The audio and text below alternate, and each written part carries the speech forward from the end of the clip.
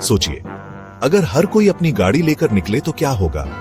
जरा कल्पना कीजिए, सुबह सुबह सब लोग अपनी अपनी कार से ऑफिस या कॉलेज के लिए निकल रहे हैं। सड़कें जाम हो जाएंगी, तिल रखने की भी जगह नहीं बचेगी। हर तरफ गाड़ियों की लंबी कतारें दिखाई देंगी, रेंग रेंग कर गाड़ियां चलेंगी। पार्किंग की जगह नहीं मिलेगी, आप इधर उधर भटकते रहेंगे, लेकिन पार्किंग स्पॉट मिलना मुश्किल हो जाएगा। अपनी गाड़ी पार्क करने के लिए घंटों चक्कर काटना पड़ेगा और प्रदूषण भी बढ़ेगा। गाड़ियों से निकलने वाला धुआं हवा को जहरीला बना देगा, जिससे सांस लेना भी मुश्किल हो जाएगा।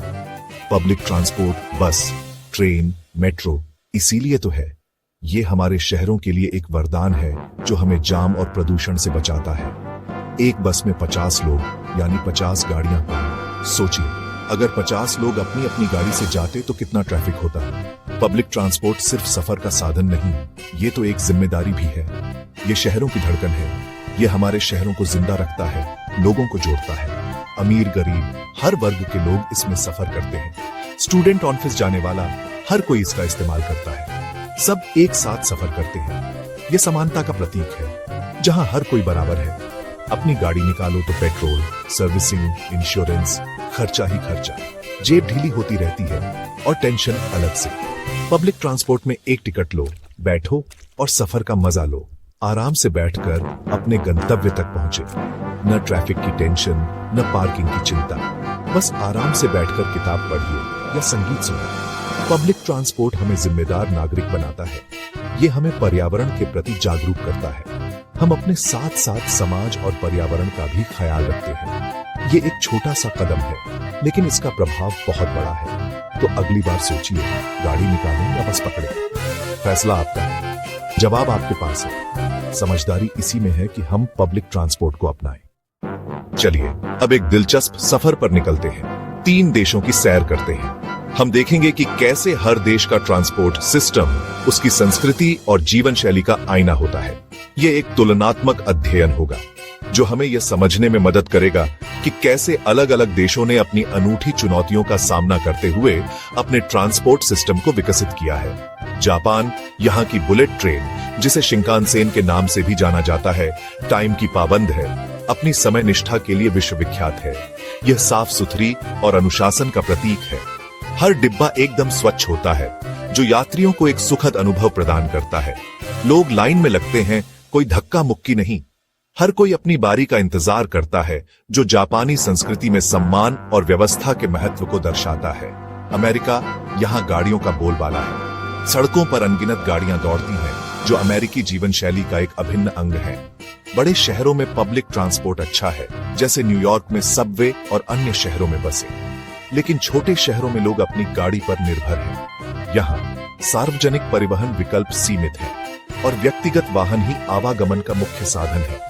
यहाँ पब्लिक ट्रांसपोर्ट एक विकल्प है, जरूरत नहीं। लोग अपनी सुविधा और स्वतंत्रता को महत्व देते हैं, इसलिए निजी वाहनों का उपयोग अधिक करते हैं। भारत, यहाँ का सिस्टम रंग बिरंगा है।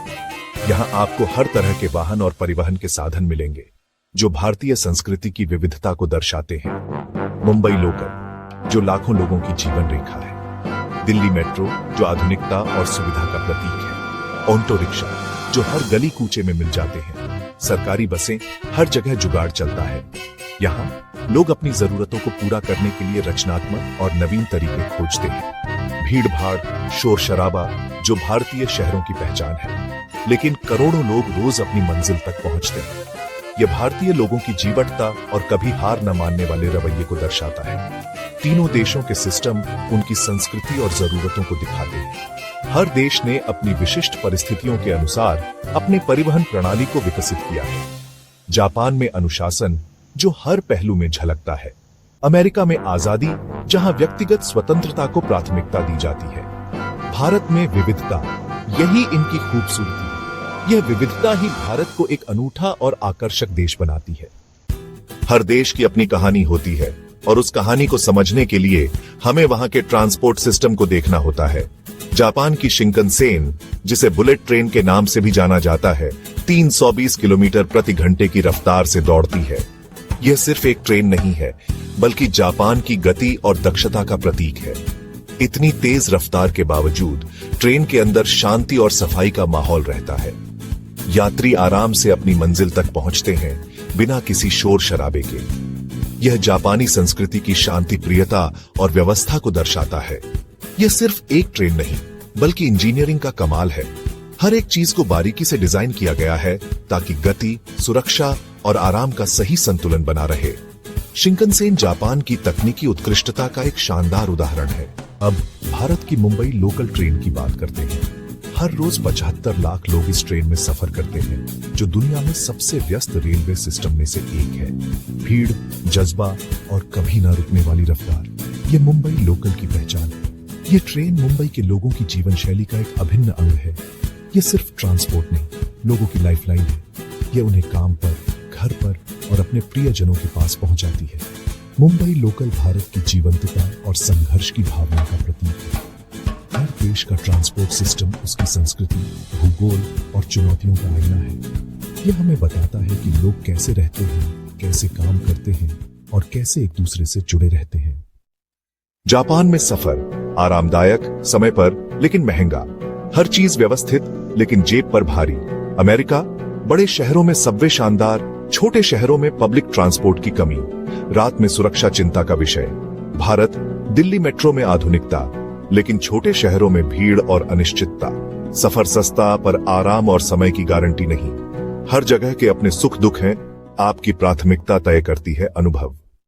जापान से सीखें अनुशासन, समय की पाबंदी, सफाई और टेक्नोलॉजी। अमेरिका से हर कोने को जोड़ने वाला नेटवर्क और गाड़ियों पर कम निर्भरता।